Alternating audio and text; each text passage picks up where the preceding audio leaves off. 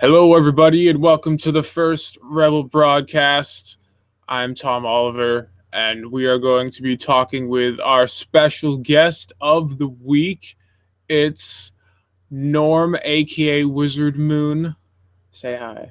Hi, everyone. I'm Norm. I do comics. So, Norm, basically, so everybody knows what the show is kind of about and what's going on. We're gonna kind of talk about Norm in the beginning, what you do, what your comic is about, and all that kind of stuff. Then we're going to kind of segue into our topic for the day, and that is going to be actually starting your creative project because we have issues a lot of the times with saying you're going to do something but not actually doing it. We're the worst people to talk about this. Well, no, we have lots of experience and you can learn from our mistakes. That's kind of the whole theme of this channel in general, is that, like, I fucked up. This is how I fucked up. Don't fuck up how I fucked up. Do as I say, not as I do. Yeah, I just blew through, like, my entire F-bomb allotment for this entire show. So now we're in trouble. Oh, no. Yeah, doing good. Doing good. So, yeah, let's get started with I think I'm gonna like pad this out for a little bit because sometimes it takes a couple minutes for like viewers to kind of come in and stuff. Okay. Like post the link on the Tumbles and the Twitters and things like that. So I'm not just like, all right, we're gonna talk about Norm, who she is, about her great stuff, and then no one's actually here to listen to that part because that part's important. So I'm just gonna make faces at the camera right now, I guess. All right. Oh, yeah, that's so attractive. You know what? You know what? Not all of us can be an anime character like you. So Anime for life. some of us have to work with what we got. And what we got's not much.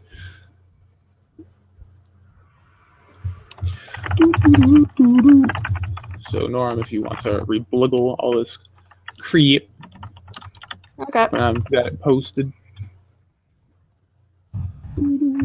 Oh, I fucked it up.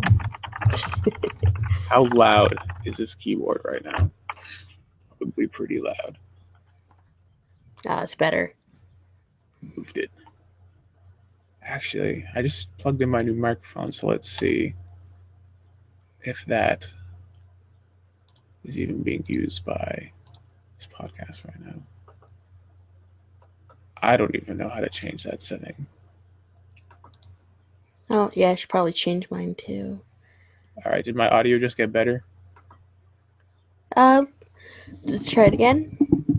Hello, hello. Oh, hello. All right, is it working?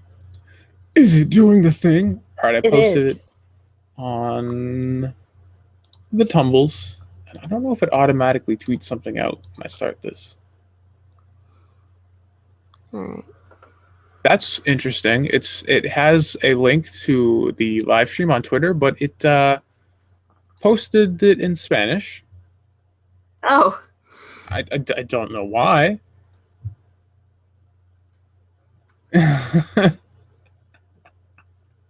Okay, what? What? All right, I'm deleting that. I'll have to figure that one out. That's fantastic. Never taken a Spanish class in my life. I mean, French I'd kind of get because you got your Canadian Right, guest on. you gotta get all the Quebec viewers in here or whatever. I don't. Yeah, we gotta post all our stuff in English and then again in French. So that's just the law.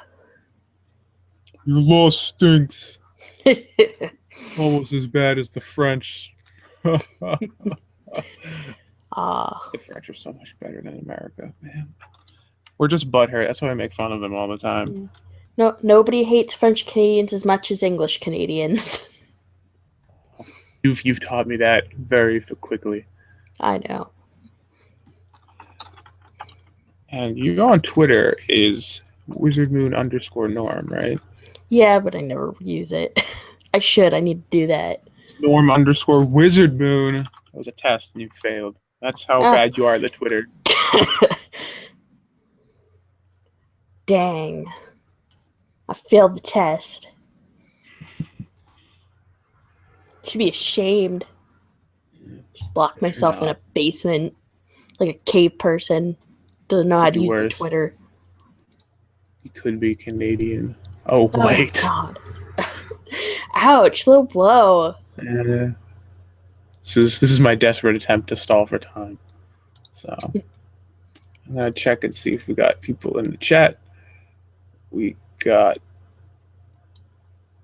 one person talking. We had this guy, Kenneth Kress, like counted down. It's like let 39-hour honk, let 12-hour honk, and then did honk honk when it went live.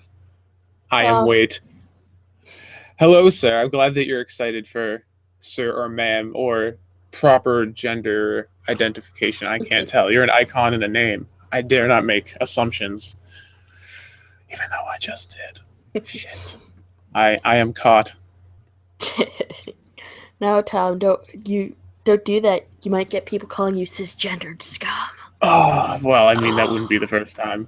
Jordan Mika says, Norm! Actually, no, it's Oh, Norm. Mikas! Because the M Mikas, is the how's one it that goes. going? I don't, you have Oh, fans coming Mikas. in. I feel. I used to bribe him with chicken strips to go grocery shopping with me because I can't reach the top shelf at the grocery store. Sean Howell is here. What's going on, man? Side of the Sunrise is here. Okay, so this is how it's gonna work. At the end of the show, or like the tail end of the show, we're going to do a Q&A so you guys can ask questions. If you ask them in the YouTube chat, they're probably gonna get buried. So I would suggest asking them via Twitter, which is why I brought up the Twitters. So I'm at Tommy Oliver Says, and you could tweet at Norm, but apparently she doesn't use her Twitter. I've got two monitors. I'll set the YouTube chat up on my other screen. We good. We got this. So you can tweet at us questions all throughout the show, and we'll try and answer as many as we can at the end. Or we'll try and keep tabs on the chat depending on how violent it ends up getting. So I'm going to wait a couple more minutes before we actually legit start. But I'm going to go grab a drink, actually, because I feel like I'm not going to be able to speak very well. Clearly, super prepared for this. Like, I told Norm before we started that I just woke up like 20 minutes before we started the show. Clearly, I was up at 11 for this, man. Usually I sleep till 1. Well, I mean, to be fair, I was up until 9 in the morning. Then I slept until 11:30. So give me some credit. So I'm just gonna go grab a drink and then we'll get started. All right.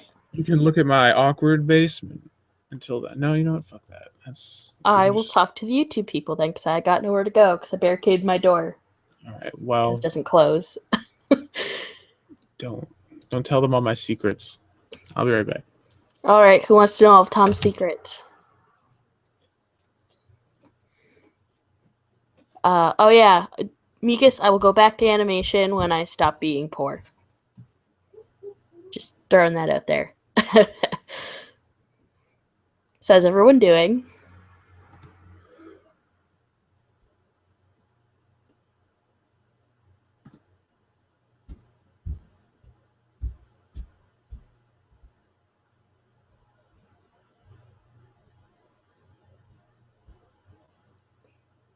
Man, I wish I had like a story to tell to entertain everyone.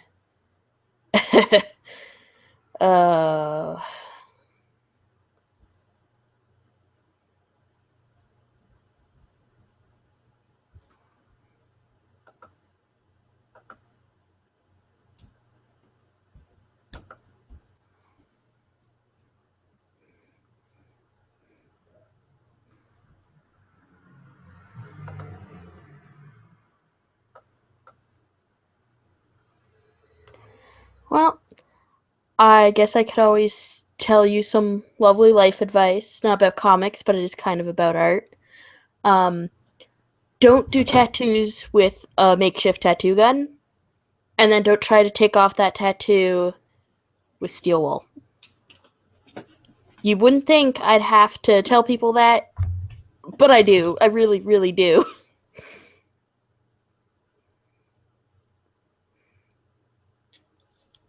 Everything got quiet as soon as I came back. Yeah, it's because we were gossiping about you. It's not very nice.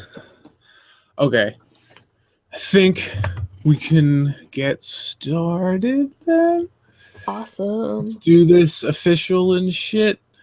All right, so today's topic is how to actually start your comic or creative project in general. Because I do most of Yes. comic, you do a comic. Hmm. So before we get diving into that topic, let's talk about who you are because this is my channel. Not everybody knows who you are. So let's Norm, give us a quick, brief rundown of who you are, what you do, why people should care. Go. Well, Pressure. pressure. All right, I'm Norm. I do a webcomic called Andromeda Star. It's about magical girls, kind of a riff on the whole magical girl genre because I love it. It's great. I've been doing comics for like since I was 11. Not very good ones, but I'm getting there. I go under the name Wizardmoon on Tumblr, so go follow me. Cough, cough. Let's see, what else have I done? I used to do tattoos. I was briefly in pre-animation. That was fun, I guess. I don't really have much to talk about myself, honestly. What do you That's your think? pitch? Yeah, that's Your my pitch. entire pitch? I suck. Oh, what? Okay, you're trying to get people to stay, not to be Oh, like, I'm awesome, there. See, guys. you have to be. Rule number one: fake it until you make it. Right? That's Oh, what in that everybody case, I'm says. awesome. I'm the best artist. Like, See? people just Yeah. cry over my comics because they're just so good. They're like, oh, Norm, I wish I could do comics as good as yours. It's awesome. There you go. Uh, Now you Better? have the right idea. Exactly. So now that we've had this super truthful introduction, Super truthful. super truthful. Mm. In case anyone is interested, I do have the link to Norm's uh, Tumblr and her comic in the description of this show. So if you want to go follow her work, which you should, Yes, you should. because she's the best artist in the world, like we just Of course, established. the Yeah, best. the best, the absolute best. You could do that. So let's just kind of jump in to what the whole point of the show is actually going to be about, and that's starting your project for real and not just saying you're Hmm. going to start it. Because it's really easy to sit down and be like, I'm going to do this, and Yeah. then 2 months will pass and you'll be like 20 pounds heavier. You'll be sitting in front replaying Mass Effect 3 for like the fifth time Hmm. to do like every romance that you can, and you've realized that your project you were gung-ho about and are still gung-ho about and still want to do actually isn't getting done because you can't just like will it into being until you transcend to a higher plane, which not all of us have done yet. So that's something that I struggle with a lot. That's something Oh, that me too, for sure. you see, here's the thing. Norm, you say that you struggle from this, but yet you have an entire, apparently, this legendary mystical body of work that you've talked to me about ever since we met like years Yes, but ago. that's in the shame closet. Okay, but if we're how many hundreds of pages of comics that you said you've done? Okay, well, the first draft in Andromeda Star was 535 pages before I stopped because my hand got all messed up because I drew too much. That's a lot of pages. That's like the opposite of the problem you're claiming to have. That's Yeah, definitely doing work. I'm but just saying. that's doing work. That's after I already started. Getting the project started is actually a lot harder than it sounds. Because a lot of people are like, I'm just going to start this project. And then they don't because they're like, oh, I need to have more concept art. I need to have more of this. I need to be better before I put this out. So people just don't start. Yeah, I mean, I guess I mean, it's a problem because we have like these pre-assumed standards in our own head that we need to meet. Mm-hmm. Because back in high school and through college, I restarted a comic for the web over and over and over and over again, Mm-hmm. and it's just one of those things where you're really hype on the idea and you want to see it happen, but it's an interesting way of describing it is like a gap between your taste and your ability. Yeah. So you want to be where your taste is, but your ability is down here. But the only way to actually raise that bar is to keep Keep doing shit drawing. until the shit becomes less shit. And we don't want to do that. So that's the problem that I seem to constantly be having. And I think a lot of people Mhm. do that. So, I mean, you have a huge, massive body of work, shameful as it may be. So clearly, at Yes. one point in your life, you were able to just say, fuck it, and you just bang this shit out regardless. So, What? Here's your pro tip: be lazy. Because once you start redoing the first 10 pages of your comic over and over again to make it better, you're just not going to get anywhere. You're not moving forward. And I was too lazy to just keep doing that. So I'm like, good enough. Let's just throw that out there.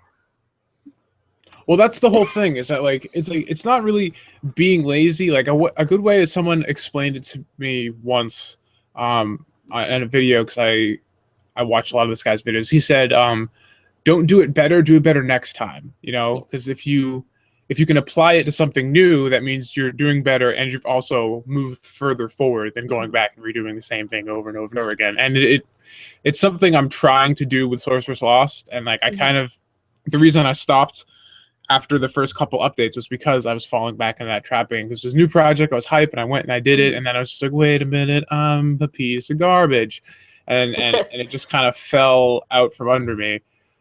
And while I was working on those first two parts, it was just like there were things that I was doing that I wasn't a huge fan of, but I was just like, I'll just do it better next time.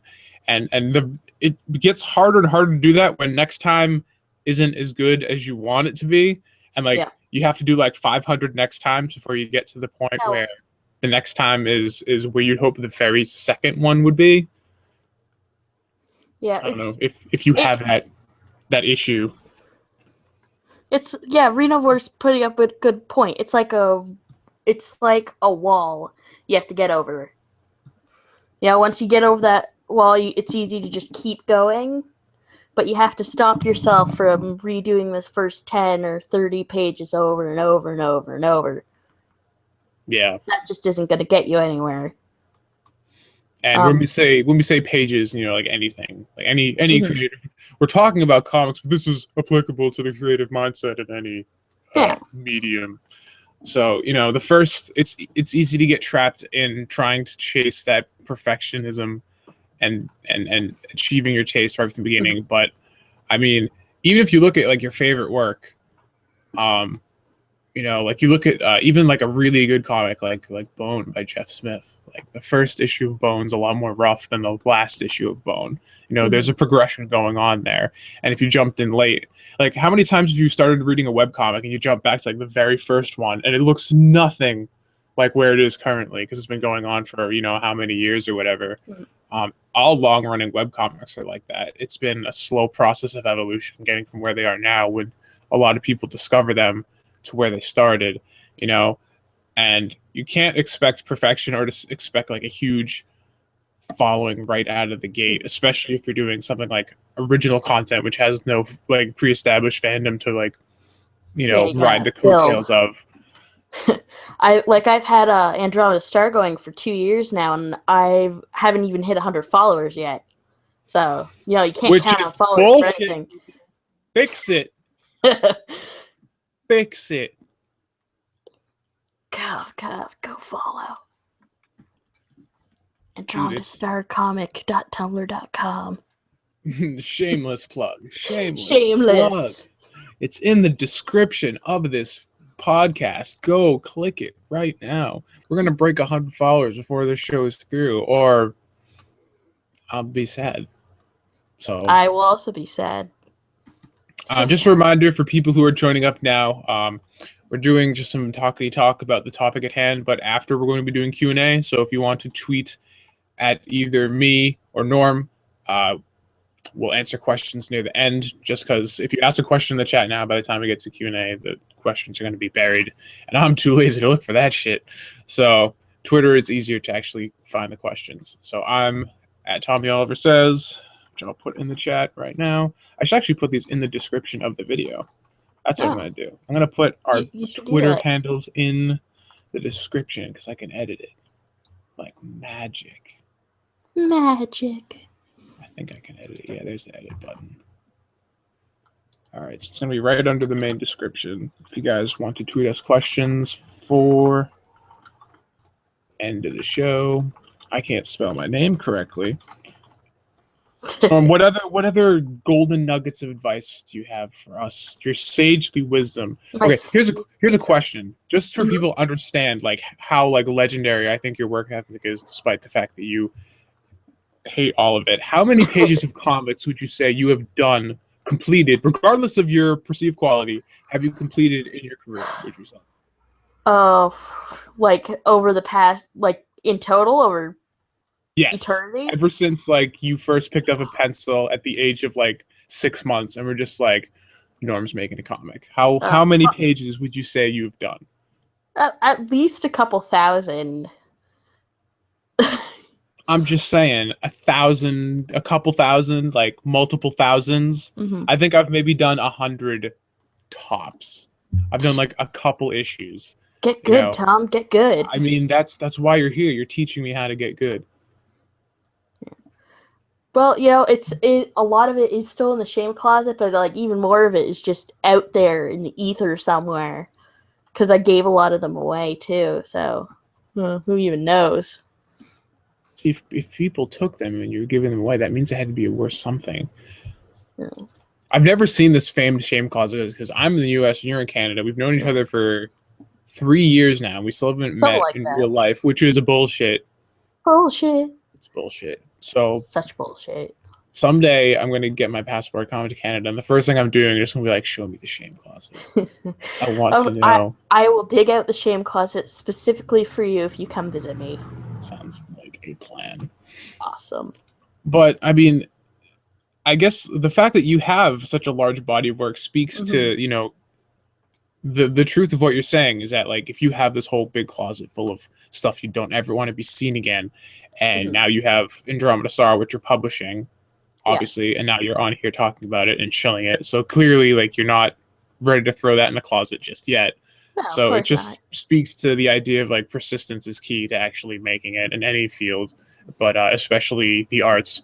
When you know, to be even semi-successful, is like you have to have some sort of like self-masochism and hate yourself because, of course, artists who don't hate their own work are either lying or they're just not very good artists because they're not trying to improve themselves. I'd like to think that. I'd like to think that's true because, man, that is my problem. I think Monty Ohm had a good quote about it. It was something along the lines of, just start your project. It might not be where you want it to be when you start, but it will be eventually.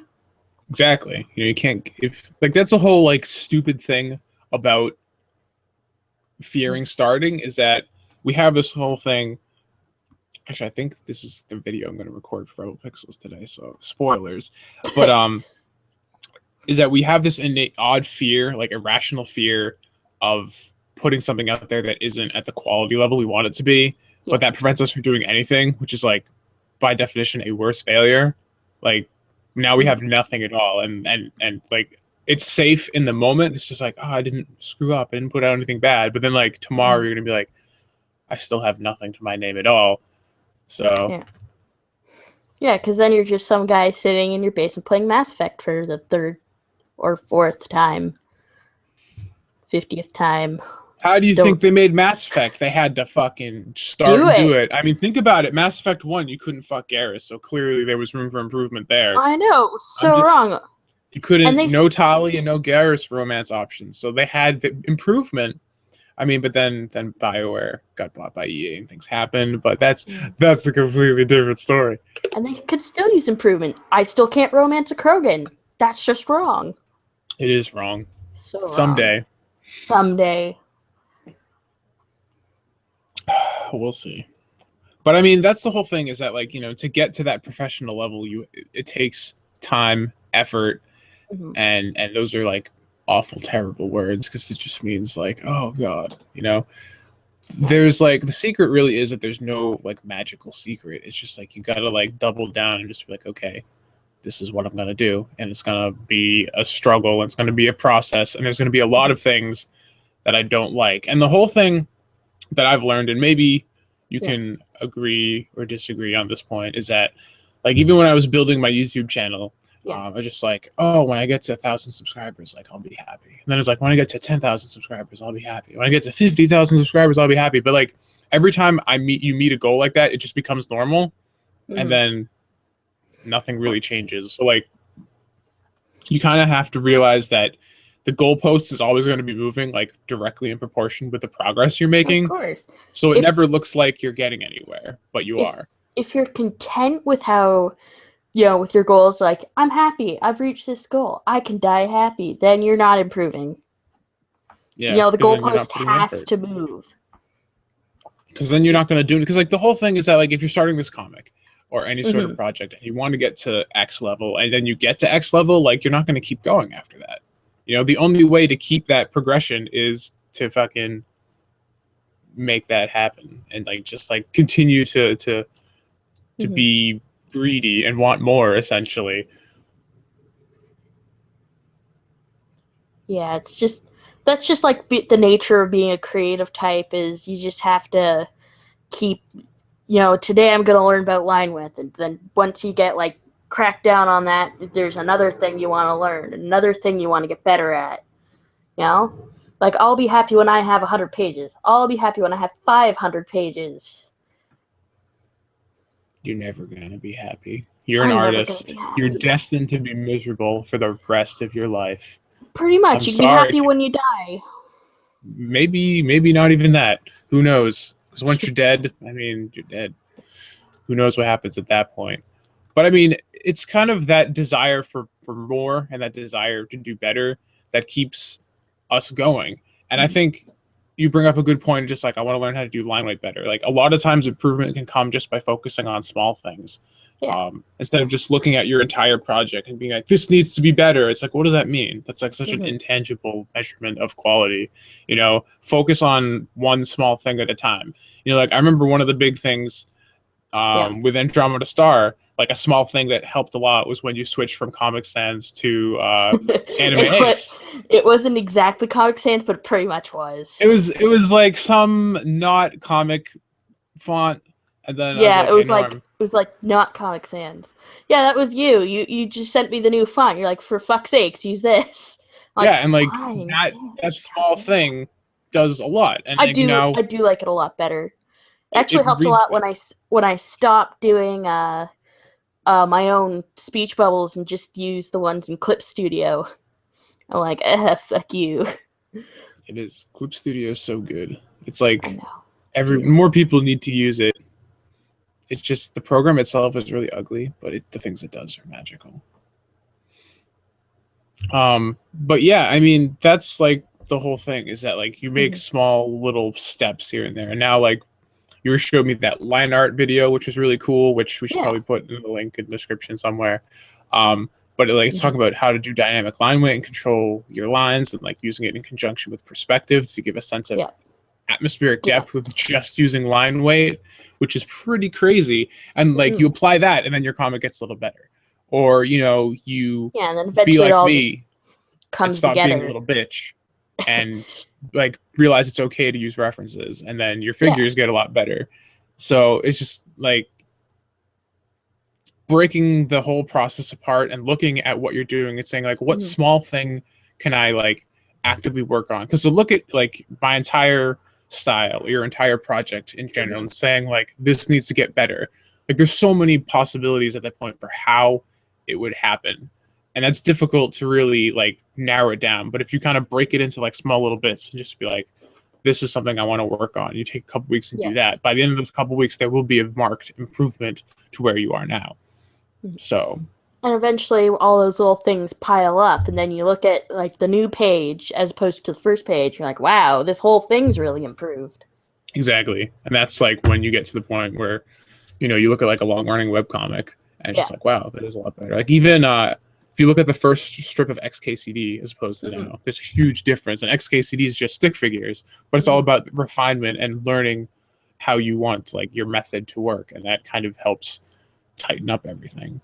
Even though they're stick figures, XKCD is a lot cleaner. It's a lot like more well put together than the first one was. I think the first one was like actually done on paper and just scanned in, and like really rough, and now like there's his style is iconic despite it being so almost generic at the same time. It's kind of like he's kind of usurped generic stick figures and made it his own, which is really interesting. Yeah, like So Cyanide and Happiness also uses stick figures, but like even stick figures can be improved. You yeah, can't. I know. There's no art that can't be improved. So that's the whole thing Get is your head that out of your ass. Come on, man. yeah, because like another thing that keeps you from starting to kind of get back to like the actual thing we were talking about Yes. was that you look at other artists and you're just like I need to be at this point. And the whole thing is that by Mm-hmm. the time you get to that point, you're going to have completely different ideas of what you want to do. Yeah. So it's just, I think the big thing to take away is that creativity is fluid and like your abilities are fluid and your desires are fluid. Just like you're always changing. So Mm-hmm. what you want now, even if you could start right now with where you want it to be, you'd want something different at that point. So you can't really, you just have to start. Like that's the whole thing. You gotta stop being a little bitch, Just sit do down, it. and fucking just do it. Please do a full reenactment of that video, Tom. I don't know it off the top of my head. Did you see the one that Toonami made? Yes, that was Oh my god, beautiful. that was Holy not even shit. right. Like it was official. Toonami did a Shia LaBeouf "Just Do It" video, which was stunning. Look it up if you haven't seen it. Beautiful. It's that's something I Oh, need to like pin glorious. somewhere. So every time I need motivation, just Shia and Piccolo can let me know what's up. That was good. That was great. So great. But how long have we been blabbing on for? Half an hour. Let's go another 8 or so minutes, and we'll do Q&A. Wrap it up. Awesome. Um, what else? Segue Um, us into another topic, since you're kind all of the right. master of discussion at this point. The master of discussion. Yeah. All right. So when you're actually going to start your webcomic, work ahead. Like, don't work on your update the dates post update. Try to get like 5 or 10 or so pages ahead of what your update schedule is. Like, I've got a Andromeda Star on a queue, so I'm usually like a good 10, like sometimes I'm a good 20 pages ahead of where I need to be. So that when I get like artist block or something, I could take a few days off and it's not a big deal because I only update 3 times a week. You know. Oh yeah, that's the other thing. Get an update schedule. It's a lot easier for your readers when they know which days you're going to get a new page. So that's why I tend to always go Monday, Wednesday, Friday. Sometimes I think I should do 5 pages a week, but that's work. You know. Yeah. Yeah, Um. no, because like that's what I did with Sorcerer's Lost. Is that like I was just putting it out like the day of because Mhm. I was stupid. And it's one of those things where like like I think another important thing to kind of work into that is like not don't just have a schedule, make sure you can meet it. Because a Yes. lot of the times I'll be like, I'm going to do this, and then I'll actually try and implement that, and it's like way too ambitious. Like even I did this even a couple days ago, where it's like I'm going to do 5 videos on YouTube between my 2 channels a week, and do record them all in a weekend, and that's I tried doing that Ridiculous. last weekend. It was fucking impossible, you know. So like I can do like one video for each week on top of working on SL. Like it's just like I'm only one Mm-hmm. guy. It's only so much I can do, and don't like it's not saying don't try and push yourself. It's that knowing that like you're a Mm-hmm. human being and you have limitations, and like you need some decompression time as well. Like as much as I'd Yeah. like to just sit here and just be like, as soon as I wake up and just until I go to bed, nothing but Mm-hmm. working. Like you're gonna go insane, even if you have like a lot of fun with it. You just Yeah. So need to have some breaks. yeah, sometimes you just need to spend a couple days like playing video games, read a book or something. You can't just think that you're always going to be ready to draw your page the day of Right, if you because want to like keep your there's days schedule. when you try and draw and it's just not there, Mm-hmm. and it's the worst. But It's sometimes terrible. your brain just isn't doing it. Like I do daily gesture drawings, and yesterday I tried to do my daily gesture drawings, and they were fucking abysmal. It's like why? I don't know. I came to the table ready to draw, but sometimes shit just doesn't fly like that. So I think having a schedule of some sort and like building in breaks into it, because right now what I try and do is I try and do an hour and a half of work and then a half an hour not working. Yeah. Like that way you give yourself some breathing room. And then on Fridays, which is today, I'm not going to work on SL. This is my break day. Awesome. And I'm just sitting back talking with people on the internet.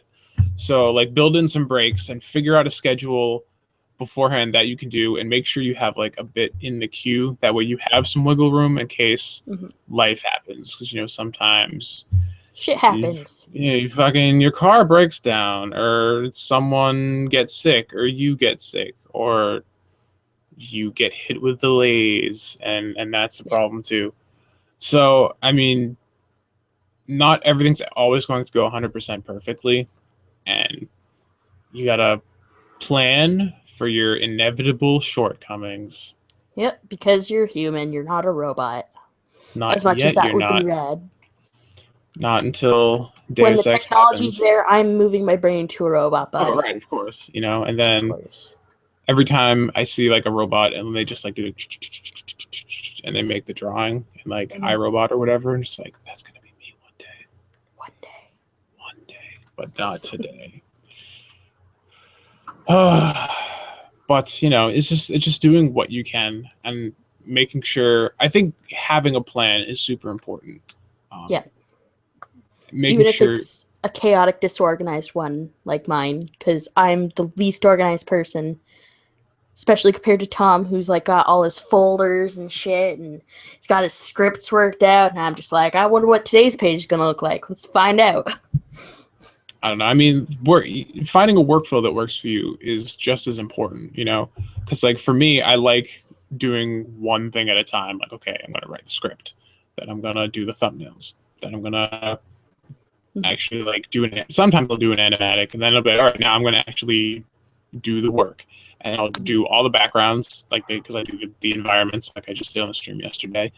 And once the environment's done, then I'll draw all the characters and superimpose them. So it's just like kind of like an assembly line kind of workflow for me. That's what I find makes it happen the most effectively. Other people are much more loose. Like I think what was the analogy people use, like a gardener versus a like architect, I think was the two. Yeah, I think that's what it was. Where like some people like they plant the seed and then let it grow naturally, whereas architects like plan everything out like down to the very last detail, and like everybody kind of gravitates one way towards the other, and kind of realizing it's okay if you want to be more loose with it. Way to do it.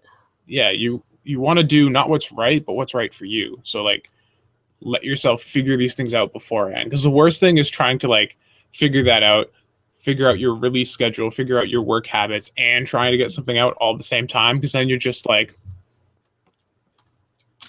fuck. So like you gotta go in with some semblance of sanity and like realizing how it works. And it's tough because the whole thing is like the reason we don't just do that and like and put in the effort to figuring out is because we're so passionate. Like we want to start, we want to make this a reality, we want to see it out there. And that almost can like sabotage you because like you're so hype on putting it out there and getting people excited for it like you are, that you jump to conclusions and don't give yourself the requisite like pre-production stuff. And like I have a huge like folder and shit just full of pre-production things where just like I'm planning things out because like that's like super important for me, like because I need to have some sort of like groundwork that I build off of. And I have some of that too. I have like a bunch of folders of like character designs because all the characters go through like 2 or 3 different design phases. That's like the most thing that I do for organization, pretty much. I mean, I'm the worst. everybody has their own methods, so. All right. Anything else we should touch on before we move on to Q&A? No, I think that's good. I think they know the basics. Just do it. This is how this whole thing just boils down to, is just do it. Make like Shia LaBeouf and just do it. Make like Nike and just do it. Take your pick. There was a post on Tumblr that's kind of cool. It was a Nike ad, and it said, tomorrow you said today, or like yesterday you said tomorrow. Shit, you're a time traveler. Yeah, no, it's just like yesterday you said tomorrow. So just like just do it. And I was like, this is cool. It was a cool, simple little ad. Yeah. And like, as much as I'm all like down with corporate bullshit, it's like it's an applicable message, you know. Oh, I just thought something else. Don't like hold your comics and stuff like tightly to you and not let anybody see it because you don't want to spoil anything. Like if you've got artist friends, don't be afraid to talk to them and have them look at your stuff and critique it. Don't be afraid of critiques, you know? Yeah, that's super important. Like, Yeah, like network with other artists. It'll definitely help. and I think another thing too is like, I guess 2 points to kind of jump off of that is one, other artists can help you see things that you don't because we're all kind of blind to the flaws of our own work. Like I was writing What You Mean to Me, and one of my friends totally helped me revamp the 5th chapter of the book, which turned into the best chapter of the entire book because like I was going to go down a path that was fucking awful. So they fixed that. And then I personally find that when you're talking to somebody like a fellow like artist that you respect and they're looking at your work and they say it's good and are excited for it, like that means more to me than like some random person on a non-messages me and just like, oh, I like your work. Because it's like, I don't know who you are, but if someone you have some like you feel has some clout is excited for your work, that gets you even more hype. And of course, because like yesterday you're just like, oh man, I can't wait to see your comic, and I was just like, yes, now I have to go do it. yeah, So, do it. Where is it? I want to see pages. Goddamn. I'm working on the background still. I know. I saw the. I was watching yesterday's stream. It'll be worth it. It's taking forever, but it'll get there. I think you should keep the giant pool table. Yeah, it was. I figured out it was just I had to restart the program as soon as I restarted it because it wasn't just the pool table; it was everything that I started to try and fix. As soon as I applied a scale to it, it just like blew up. I was like, okay. So, Blender doing its thing. All right, do you want to move on to Q&A now? Yeah. Okay, so I'm going to open up the Twitters. If anybody wants to ask us questions, the chat's going, I think, slowly enough that if you put questions in the chat, it'll be fine. But if you want to have them on Twitter as well, so I can look at them, you can do that too. Go for it. I don't even, maybe my Twitter's not refreshing. I don't think we even have any questions yet. We're just so fucking thorough on our breakdown of not being a little bitch. We've left no room for questions. We just desecrated this topic completely and utterly. Let's see. Why are you two laughing at EA when it sounds like they actually care about the games they release? They care about making money off the games they release. Well, I mean, Yarn Guy, but he's an outlier and should not have been counted. Dude, that was the weirdest thing about that press conference. Real talk. It's like all this corporate bullshit speak, and then this shy little Swedish dude comes out and just bleeds emotion. And I'm just like, am I still watching the EA press conference? What's going on? Like, this dude doesn't belong here. They're gonna crush that out of him. I know. Poor guy. But, you know what? He's like they're still on Twitter doing adorable things. So I'm hoping he can. Yeah, I saw that. It was adorable. Keep that going as long as possible. I don't know. That was cool. Imperius says, how many podcasts am I part of now? I think just 2. I'm running this one, and then I'm doing POS podcasts with Paleo. So that's 2. Right? I'm not forgetting anything. I don't think. Caps Lock says they tweeted out a question. Did I get a question on the Twitter? I don't know. That's a good question. Did I get a question? That's the question. I didn't get it. I didn't get it. Let's see. I don't think I got any questions.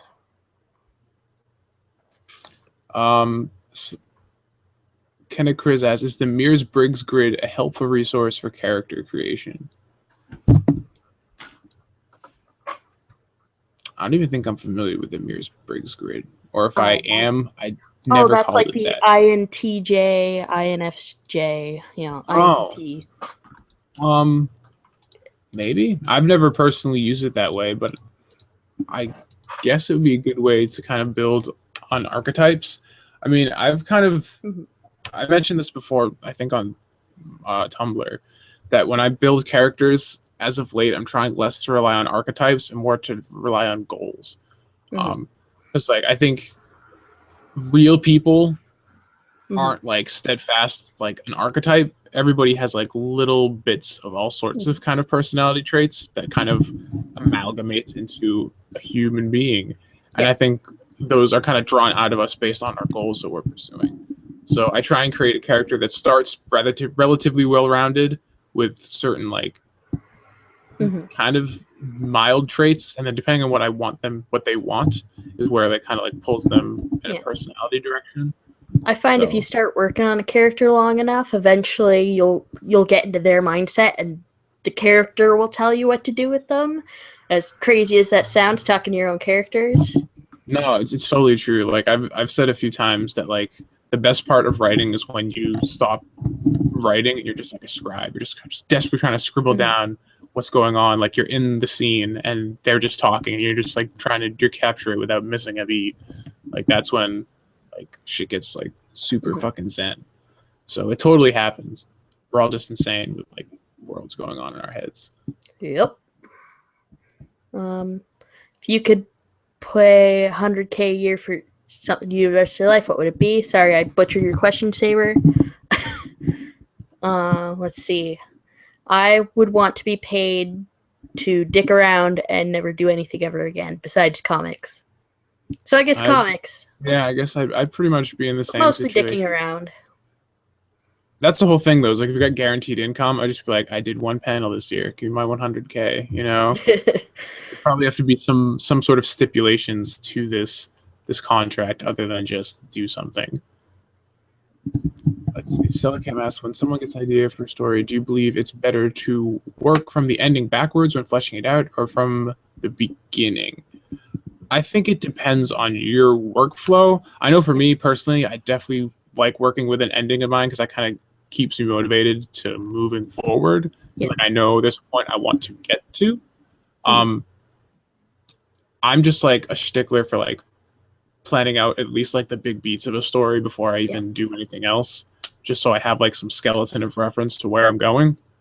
A lot of the times, like small details will come out as I'm writing a script, but for Mhm. the most part, like even with Sorceress Lost, like I know the big beats are going to happen with this and the sequel that I plan to do after it. So Yeah. like that's all done. What do you think? I think, for me personally, it's better to work from the beginning, but that's just me personally. And then I have big story points in mind, but I don't really necessarily have a full idea of an ending yet. So, sometimes when you'll come up with ideas while you're working on a chapter and you're like, oh, 2 chapters from now I totally have to do that, which happens to me a lot when I'm working on my webcomic. Is I'll be like, oh, I should do that later when it's an appropriate time. So the Right. story just kind of builds itself, which I think is fun. Yeah, I think it depends on your workflow because like I know for me, like I definitely like working within some sort of like pre-established constraints. Mhm. I like kind of taking like a few weeks and just like imagining the whole thing playing out and then be like, I have a goal and I'm going to go do it. Other people Mhm. like you, there's a lot of fun in kind of just being more loosey goosey with it and like Yeah, letting the it's story more itself like I'm influence. it's more like I'm watching the story unfold too. I'm like, oh, that's cool. So that's gonna happen. Awesome. I'm just like a control freak. So like I would Yeah. just be panicked the whole time. I just be like, what if I fuck it up?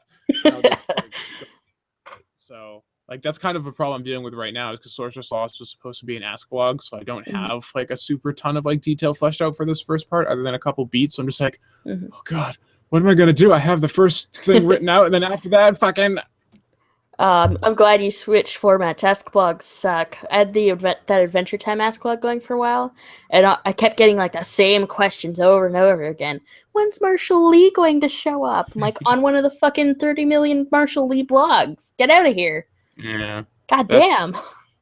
that's the whole thing. Is like I was like I really like the idea of interaction with an ask blog, but then I'm a Nazi when it comes to control. So I'm just like Mhm. this could end up going places I don't want it to. So again, you got to work within your limitations and your preferences. Yep. Let's see. Telekinetic Bolt asks, For an adult who has a basic skill in drawing but imagination still intact, how can I find a partner to help me get my vision on paper since I suck at drawing? Well, I think Mhm. there are tons of communities dedicated to art where you can kind of look for people who want to collaborate. Yeah. Um, I think it's definitely better to try and like find people who are actively looking to collaborate as well, because like it definitely Mhm. it can take people off guard when you just kind of approach them like, you know, like bluntly just be like, I want to work with you on this big thing, and then you just Mhm. like dump it at their feet and just like Uh, shit. another good thing for that is make a contract if you are going to work with someone. I just had a mental image of QB in my head. But just make a contract so you both know what your responsibilities are and what to do. Because I've had collaborations I've wanted to do with friends that are just, I've got folders of stuff sitting on my desktop for that I'm never going to do anything with because they all bailed out. And now I've got Right. all these characters and all this work I did that's just sitting there for nothing.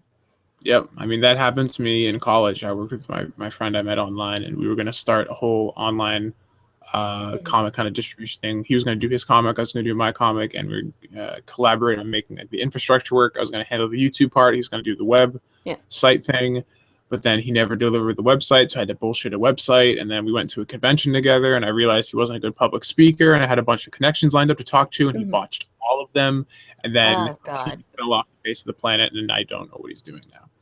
So, you know, that was like 3 years of work that just like got shit on because it just communication and like figuring out roles and stuff wasn't like Mhm. firmly established.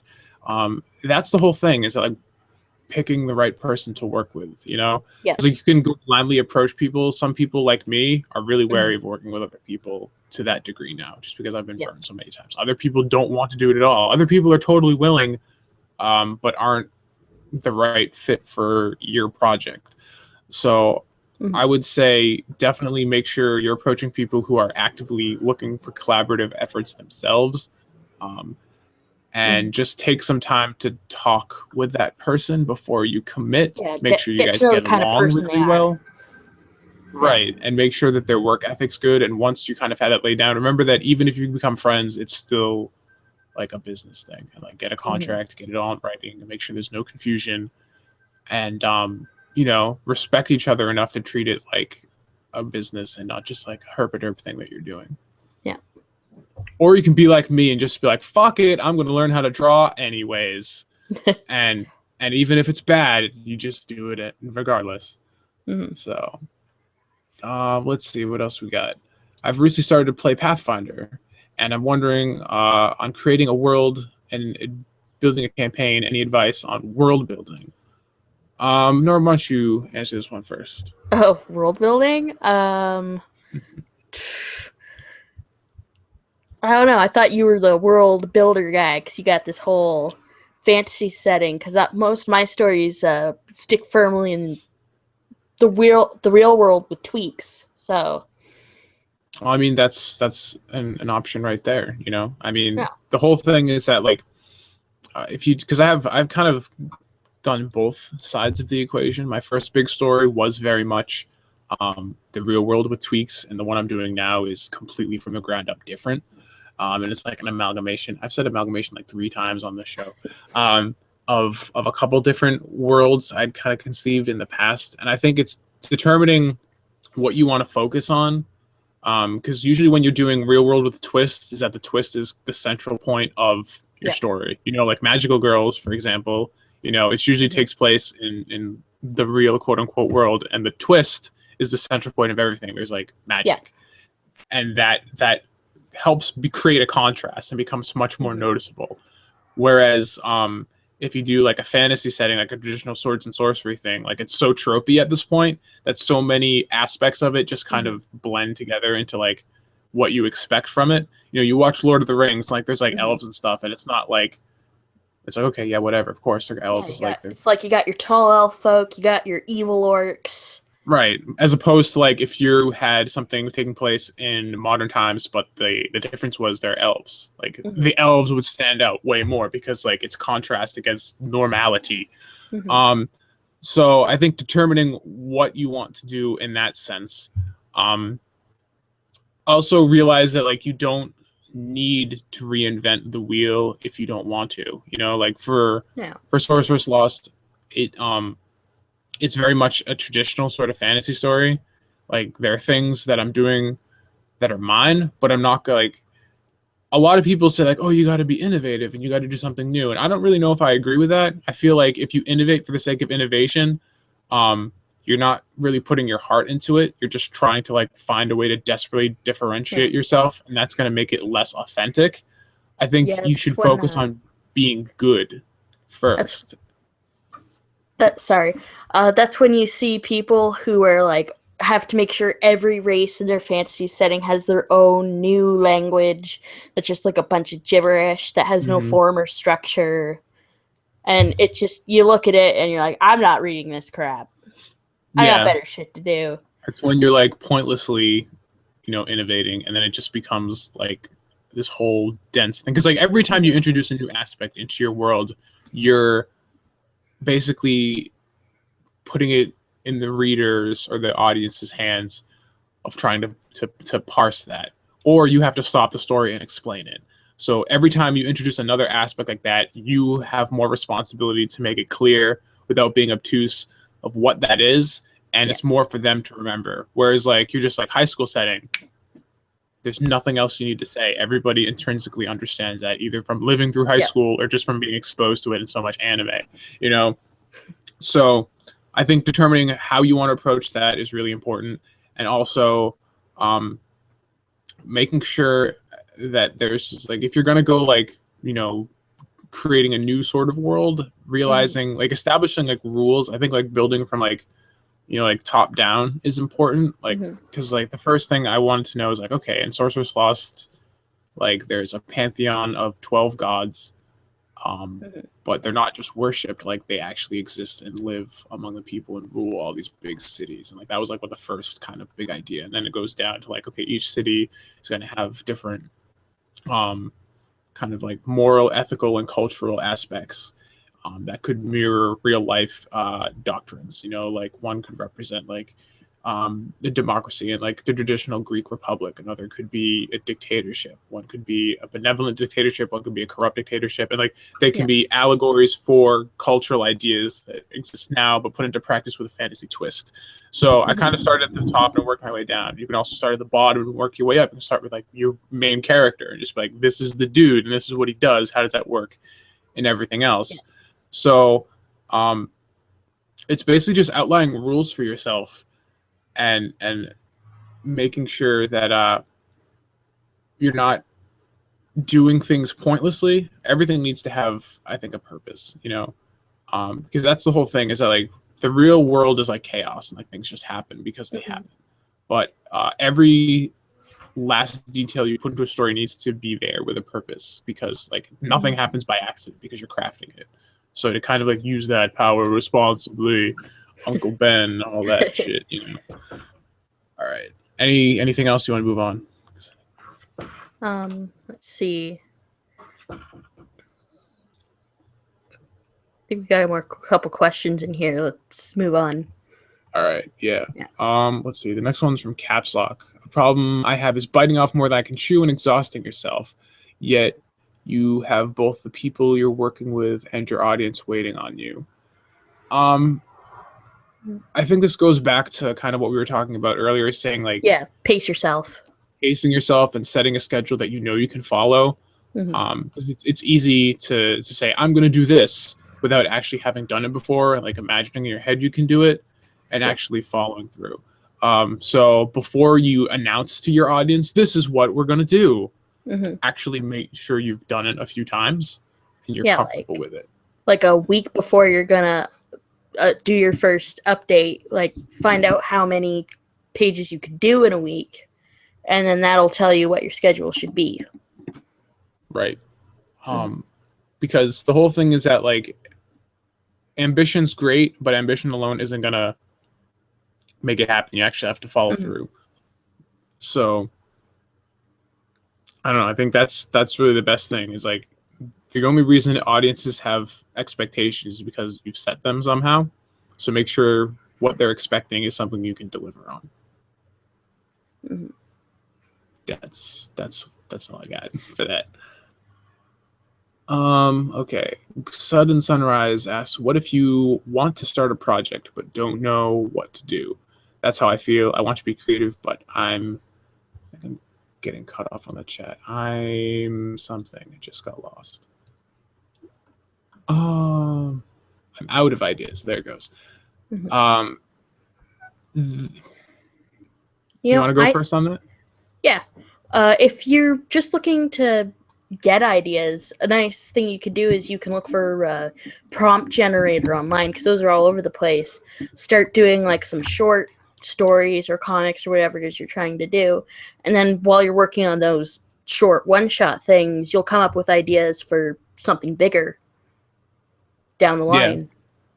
definitely. I mean, Um, prompts are a great way to kind of just get the ball rolling. And a lot of times prompts can lead into other things. Or like, mhm, sometimes the best thing to do is just like watch or experience other media, and that'll kind of trigger things.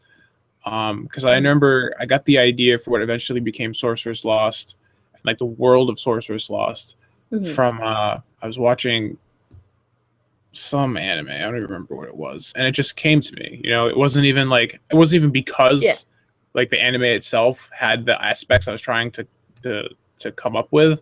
I think it was like some like anime I actually didn't like. I think it was like some shitty fantasy anime. I'm just like, man, why do we always have to do fucking chosen one bullshit? Like, what if there's just fantasy where it was just like normal, like, and it yeah. was just like following interesting people, and like that's kind of where the world for SL came from. It's like that idea of just like, every time I hear prophecy at this point, I just want to like hack along. Oh, yeah. So Every time I see the farmer boy or, you know, blacksmith apprentice who goes on an adventure and saves the princess, I'm like, please stop. If I have to read another one of those, my brain is just going to fall out. right, it's always a trilogy. As we Um, crush like the spirits of like 15 people about to go do that without oh, realizing and it. there's nothing wrong with taking something like something old you worked on that didn't really work for one reason or another and fell apart, and like rebooting it. That's what Andromeda Star is. That was actually, I was doing it blind because I didn't have the actual old version with me because it was at my dad's house. And then when I was like 2 or 3 chapters already into Andromeda Star, I got it back and I looked at it and I read it again. I'm like, why did I ever try to bring this back? This is terrible. But yeah, I'm glad I did. Yeah, I mean So that's the same thing with this. I'm taking a lot of aspects from, there was a project I was working on after I graduated college. Um, that had like a bunch of like three different cultures, like this post kind of apocalyptic kind of setting, and I've taken a lot of those ideas, and they're going to be the main culture that was going to be in that story is where Sarah is from in this story, and it's kind of taking appropriating ideas from that, from an idea that kind of fell through, and applying them and bolting them on to this one. And I think a lot of the ideas that I had in that story worked better in a fantasy setting than they did in like a post-apocalyptic sci-fi kind of thing. yeah. And so it's just like, inspiration come from the weirdest places. Just keep yourself open. I think the worst thing you can do trying to get ideas is to like just like do nothing but sit and try and think of ideas. Like for Mm-hmm. me, that just psychs myself out, and then nothing happens. The best thing I think is to just start exposing yourself to more media. Like read a Mm-hmm. book, watch a movie, binge on a TV show, and just like get like in that creative Yeah. mood. And a lot of the times, like inspiration will just strike. Mm-hmm. Absolutely. Should we move on? I think we answered that question pretty effectively. Yeah, that question got answered.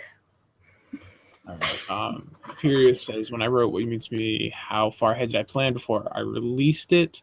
I knew every chapter I was going to release before I started writing the first one.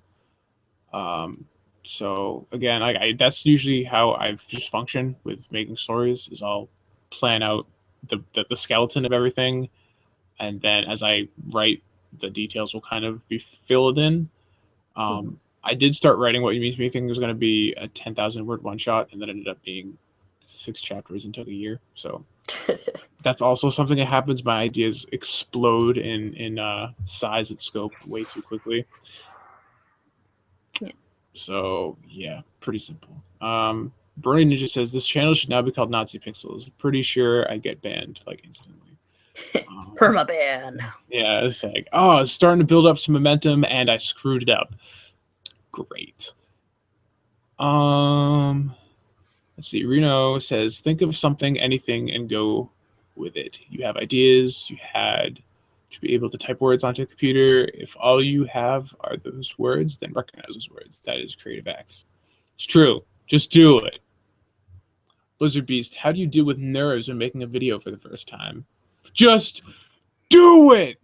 I mean, that's the whole thing. It's like, again, camera presence is a big thing, and like if you even just like how I enunciate and like work with scripts and stuff like has evolved significantly from where I started. The first video I made was fucking deplorable. So I would say if you're uncomfortable being on camera and that's a problem, just do some videos and don't post them. Just like take little bit of time to just be like, okay, I'm just talking. It's not a big deal, you know? Become comfortable with that just act of being on camera before committing. Yeah. Have we been enjoying Stephen Bomb 2? Oh, I love it. So awesome. It's been really good. Last episode was particularly. I hope they go out with something really awesome tonight. They've been playing it really coy with this last episode, so I have a feeling it's going to be the hardest hit. It's been like heavy episode, light episode, heavy episode, light episode, so we're due for another heavy episode, and my body is ready. I'm so ready. It's going to be pretty fucking intense. All right. I can't even pronounce this name. Gillimore. I'm just gonna butcher that. What can I do when I'm in a group with 8 people and I work so much that I actually do like 50% of the work and I don't even notice it? And Gillimore immediately responds with quit. And it's kind of on the right path there. You know, you have to be working with people who respect not only each other, but the project that you're working on. Because at the end of the day, you're trying to create something that's bigger than yourselves, and that is important. So, you know, if this is a consistent thing that's happening, these people aren't taking it seriously, and you don't want to be working with them. Because even if you can, like, at that point, it's just easier to be working by yourself. Right, because even if you can, like, take those guys and muster, you know, a day or two of, like, legitimate effort out of them, it's just never going to devolve back into procrastination again. And you know, the worst thing is when you work on something and it fails because it wasn't your fault. You know, at least when, like, I, like, procrastinate for 2 weeks on Sorcerer's Lost, like, I know why. It's like, I played video games. Good job. But when you're doing it with other people and, like, you bust your ass and it still doesn't happen because, like, you know, someone else didn't do their part, that's when you're pissed. Because it's just like, I was committed. I did what I was supposed to do. I came to the table and drew, you know, and they fucked up. And, like, that just makes it worse. So that's why, like I said earlier, like, finding out people you're working with beforehand, writing up a contract, and making sure you're working with the right people is imperative, because shit like this happens way too often, especially when you're working online and you can't, like, punch them in the face. Oh, that would make things 10 times easier if you just had a punch in the face button. Right? It'd be fucking great. The internet would be a better place. It would. All right. There's something that just zaps them. That'd work too, like a cattle prod. All right, I think the last question we have is, how do you keep yourself motivated on a creative project when life or other factors tend to drain your joy and tire you out easily? Norm, you want to take this one? Well, that's definitely a thing that happens, is sometimes you don't just want to deal with any of your art because you're like, not today. With that, you know, it happens. Give yourself some breathing room. It's okay to take a few days or a week or even sometimes a month just to spend some time on yourself and go play video games and do whatever. But that's another thing that's nice about working on your projects ahead of time and having, like, that buffer of pages so that you can afford to take that time. So what what I do is just when I am motivated, I keep on that buffer so that when I'm not, I don't have to worry about it. Yeah, I mean that's solid advice. I mean the whole big thing is that motivation is a fleeting sort of thing. You know, like I can have a day when I'm really inspired and I want to do something. Other days I'm not, and I think relying too heavily on motivation Mm. can be your downfall. What you really should try and cultivate isn't like motivation, but discipline. If you're disciplined, you can get shit done, and that kind of works in to having Yeah. that backlog of work that you can kind of post on a queue, so you have that wiggle room when like shit gets really heavy. You know, life is fucking difficult. It's like more difficult than it really should be, especially now. Mm-hmm. You know, like I'm like in a basement right now. I have no job. I need to get a fucking like job, and I have like zero Oh, yeah, money so do and I. like real life fucking problems. You know, it's just finding a way to like power through that and hoping that things will get better and just Mm-hmm. I don't know. I mean, that's another good way to help is to have other people in your like artist circle that you can just kind of, vent to, or just like I Mm-hmm. find having a group of people who also do creative work keeps me motivated, especially when like, when Cotton Candy posts like this like mind blowing drawing. I'm just like, fuck, Oh yeah, you have what to did get her on the I do podcast. today? I'm working on it. We should So both be on the podcast with you. Have like Canadian podcasts so I can absorb her powers. that's the whole thing. If you guys haven't seen Dear Cotton Candy's work, you should go check her out. She does amazing stuff too. Yeah, it's And so amazing. Makes me feel inadequate. And as we all it's heard before, I'm the best artist in the world. I know. So we have some interesting conflicts going on there. Hmm. Let's see. I think is that all we got? We've been going for over an hour now. Oh yeah. Unless you So got any Twitter questions. I haven't gotten. I think that we just went with chat. I guess we're just gonna do chat from now on. I Okay. think the people have spoken as to where they want to ask their questions. So unless there's any last minute questions, I think we killed it. I think we did it Did it. good. First travel Success. broadcast was a success. Was there ever any doubt? I mean, we had the I mean, best of artists in the course. world. I'm here. Yeah, exactly. So, all right. Well, thank you guys for watching. I'm going to probably be trying to do this every 2 weeks if I can get guests. If not, it'll probably die a horrible, painful death because I'm not going to do it by myself. It's fucking boring. So the way this is going to work is I have a couple more guests lined up. I want to do these every other week, and then the weeks I'm not doing this, there'll be a live drawing event. Just me, like doing drawing, like a let's draw on Fridays. So there'll always be some sort of live thing going on Fridays, and I've done it, so I know I can do it.